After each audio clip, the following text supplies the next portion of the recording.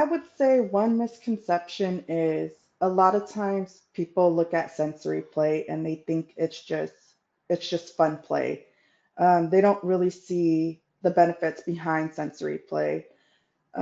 Again, having a son who's been big, huge on sensory, I know a lot of times I've had issues with school wanting to remove my son's sensory items, and I would, literally argue the case that sensory is needed to help these individuals self-regulate. So if we remove the sensory, um, they're not able to focus, they're not able to perform at their best.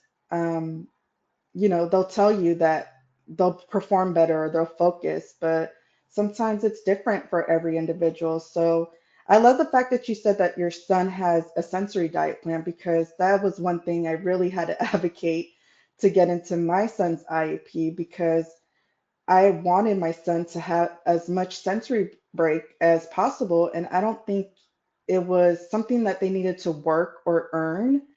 I believe that sensory should be incorporated throughout, their time in school because, like I said, it has many benefits. It could decrease behaviors, it helps them self-regulate, and they're able to focus and perform better. So I think the misconception is, not to look at sensory play as just like fun play, but also not to remove it from individuals who really seek or need the sensory to be able to cope out there in the world that's, it's just so different for them and it's challenging. So just remember that sensory play has a lot of benefits and it also helps them gain skills as well. So